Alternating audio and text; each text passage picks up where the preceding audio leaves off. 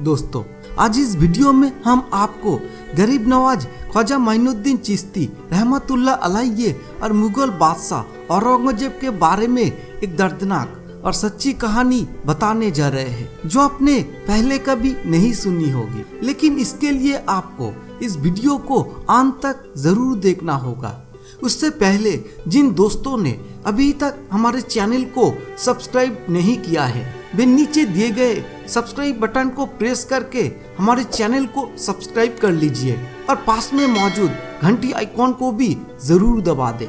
तो चलिए शुरू करते हैं। दरअसल दोस्तों, एक बार मुगल बादशाह औरंगजेब अजमेर शरीफ दरगाह को नष्ट करना चाहता था। उनके अनुयायियों के अनुसार बादशाह औरंगजेब को यह गलत विचार था कि मरने के बाद वे दरगाह में पुनरुज्जीवित हो जाते हैं। इसी गलतफहमी को दूर करने के लिए बादशाह औरंगजेब एक दिन ख्वाजा बाबा के दरबार में यानी अजमेर शरीफ आए थे। और जब वो अजमेर पहुँचे और वहाँ पहुंचकर उन्होंने अपने काजी से कहा, मैं तभी मानूंगा कि गरीब नवाज ख्वाजा मोइनुद्दीन चिश्ती अल्लाह के ओली है जब मैं उन्हें सलाम करूंगा और वो मेरे सलाम का जवाब देंगे, और तब मैं मानूंगा कि वो सचमुच अल्लाह का ओली है। लेकिन अगर मुझे मेरे सलाम का जवाब नहीं मिला तो मैं इस मजार शरीफ को तोड़ दूंगा। हालांकि जब बादशाह औरंगजेब ख्वाजा बाबा की मजार पर आए तो वहाँ एक अजनबी बैठा था और जैसे वो आदमी किसी का इंतजार कर रहा था। बादशाह औरंगजेब ने उस आदमी से पूछा, क्या बात है, तुम यहाँ क्यों बैठे हो, तुम परेशान क्यों हो? तब उस आदमी ने बादशाह औरंगजेब से कहा, बाबू माशाह, मैं देख नहीं सकता, इसका मतलब है कि मैं अंधा हूँ और मैं कई दिनों से ख्वाजा गरीब नवाज रहमतुल्लाह अलैहि से मेरी दृष्टि वापस पाने के लिए प्रार्थना कर रहा हूँ, लेकिन कोई फायदा नहीं हुआ। मैं लंबे समय से यहाँ आ रहा हूँ और आंखों में आंसू लेकर मैं प्रार्थना कर रहा हूँ क्योंकि सर्वशक्तिमान अल्लाह इस संत की उपस्थिति में मेरी दृष्टि बहाल कर दे, परंतु आज तक मुझे कोई लाभ नहीं मिला, यानी आज तक उनका कोई उपस्थिति या प्रार्थना स्वीकार नहीं हुई। तब बादशाह औरंगजेब ने उस अंधे आदमी से कहा कि मैं ख्वाजा बाबा को शुभकामनाएं भेजने के लिए उस दरगाह पर जा रहा हूँ और यदि मेरे लौटने तक तुम्हारी दृष्टि ठीक ना हुई तो मैं तलवार से तुम्हारा सिर उड़ा दूंगा।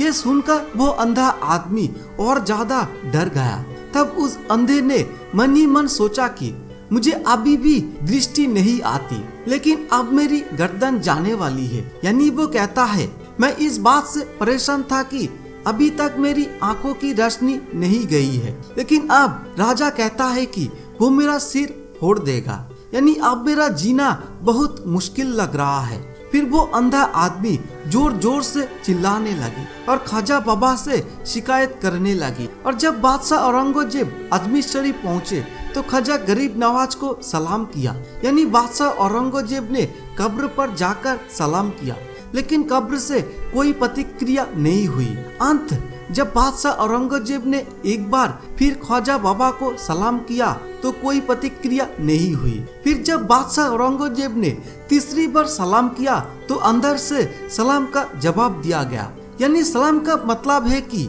जब बादशाह औरंगजेब ने अस्सलामु अलैकुम व रहमतुल्लाह अलैहि व बरकातहू कहा तो मजार शरीफ के अंदर से कोई प्रतिक्रिया नहीं हुई। फिर बादशाह औरंगजेब को दूसरी बार भी सलाम का जवाब नहीं मिला, लेकिन जब बादशाह औरंगजेब ने तीसरी बार अस्सलामु अलैकुम व रहमतुल्लाह अलैहि व बरकातहू कहा तो अंदर से आवाज आई, वालेकुम अस्सलाम रहमतुल्लाह अलैहि व बरकातहू।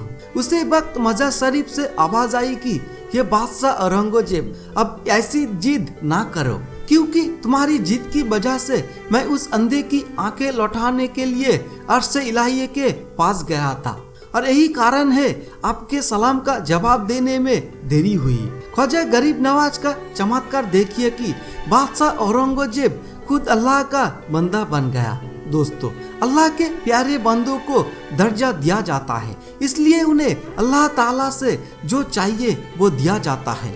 और इस घटना के बाद बादशाह औरंगजेब सर्वशक्तिमान अल्लाह का भक्त बन गया। जिसके बाद उन्होंने फतह आलमगीरी नाम की एक किताब भी लिखी जो इस्लाम के मुताबिक फतवा देता है, जो इस्लाम के नियमों को मानता है, जो इस्लाम के नियमों को ध्यान में रखकर बनाई गई है।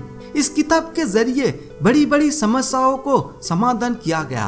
कहा जाता है कि हजरत ख्वाजा माइनुद्दीन चिश्ती रहमतुल्लाह अलैहि अलकब ख्वाजा गरीब नवाज रसूल सल्लल्लाहु अलैहि वसल्लम का जन्म ईरान के इस्फान शहर में खुरासान के पास हुआ था। उनका जन्म 530 हिजरी 1141 में हुआ था। उनके पिता का नाम ख्वाजा सैयद गियासुद्दीन बिन अहमद हसन रहमतुल्लाह अलैहि था जो हुसैनी शहादत थे, और उनकी माता का नाम बीबी उम्मुल बरा बिनते हजरत सैयद दाऊद रहमतुल्लाह अलैहि था जो थे हुसैनी शहादत। जब वो 8 वर्ष के थे तब उनके पिता की मौत हो गई, और जब वो 15 वर्ष के थे तो उनकी माँ की भी मौत हो गई। हजरत ख्वाजा माइनुद्दीन चिश्ती रहमतुल्लाह अलैहि इल्मे दीन 544 हिजरी एक बार वो अपने बगीचे में काम कर रहे थे, तभी हजरत इब्राहिम कंदोजी नामक एक दरवेश वहाँ आए और उसने उसे अपने बगीचे से अंगूर का एक गुच्छा दिया और उसने उसे खा लिया। फिर मेहमान नवाजी से प्रसन्न होकर उन्होंने थैली से कुछ निकालकर चबाया और ख्वाजा माइनुद्दीन को खाने के लिए दिया, जिस पर उन्होंने प्रसन्न होकर खाया। फिर उनके आशीर्वाद से आपके लिए ज्ञान और बुद्धि के द्वार खुल गए और उसने अपना सब कुछ बेच डाला और सारे धन कंगालों को बांट दिया। फिर आप, लेकिन यहाँ आपका मतलब ख्वाजा माइनुद्दीन चिश्ती है, इल्मे दीन सीखने के लिए समरकंद और बुखारा गए थे। 544 और 550 हिजरी तक ख्वाजा माइनुद्दीन चिश्ती हजरत मौलाना निजामुद्दीन और हजरत मौलाना शरफुद्दीन से इल्मे दीन सीखने के लिए वहाँ रहे, और 550 हिजरी में हुजूर गौसे आजम रदियल्लाहु ताला अन्हु से आपकी मुलाकात हुई। वो कामिल पीर की तलाश में थे, तभी उन्होंने ख्वाजा उस्मान हारूनी रहमतुल्लाह अलैहि के बारे में सुना। 552 हिजरी में आप उनके पास गए और उनके अनुयायी बन गए और अल्लाह की इबादत और मुर्शिदों की खिदमत करते रहे। एक बार ख्वाजा उस्मान हारूनी ने आपसे कहा, माइनुद्दीन नीचे देखो, क्या देख रहे हो? फिर ख्वाजा बाबा ने नीचे देखा और कहा कि मैं जमीन के अंदर देख सकता हूँ। उनके मुर्शिद ने फिर उनसे कहा, अब ऊपर देखो, क्या दिखता है? ऊपर देखते हुए उन्होंने कहा कि मैं आसमान के अंदर देख सकता हूँ। तब उनके पीर मुर्शिद ने फिर कहा, मैं तुम्हें इससे भी आगे ले जाना चाहता हूँ। फिर 22 साल अपने मुर्शिद की सेवा में बिताने के बाद एक दिन मुर्शिद ने उसे फिर बुलाया और उसकी आंखों के बीच 2 उंगलियां रखकर कहा, माइनुद्दीन नीचे देखो, क्या देख रहे हो? उसने नीचे देखा और कहा, मैं वहाँ पूरा रास्ता देख सकता हूँ, यानी मुझे जमीन के नीचे 7 प्रांत नजर आती है। फिर मुर्शिद ने कहा, अब ऊपर देखो और बताओ तुम्हें क्या दिखाई देता है? तब ख्वाजा माइनुद्दीन चिश्ती ने ऊपर की ओर देखा और कहा, मैं अर्श अजीम यानी आखिर तक देख सकता हूँ। तब उनके मुर्शिद ख्वाजा उस्मान हारूनी ने खुश होकर माइनुद्दीन को खिलाफत दे दी। तो दोस्तों, जहाँ तक हो सका हमने नवाज ख्वाजा माइनुद्दीन चिश्ती के जीवन पर कुछ प्रकाश डालने की कोशिश की है और आप तक ये बात पहुंचाने की कोशिश की है। अंत में मैं बस इतना ही कहना चाहता हूँ कि अल्लाह ताला हमारे सारे प्रयासों को अपने दरबार में स्वीकार करे।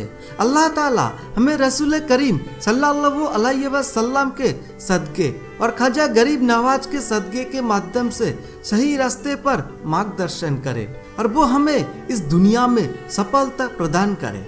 तो दोस्तों, आज के लिए बस इतना ही है। नहीं तो आप इस बारे में क्या सोचते हैं वो नीचे कमेंट बॉक्स में बताना ना भूले।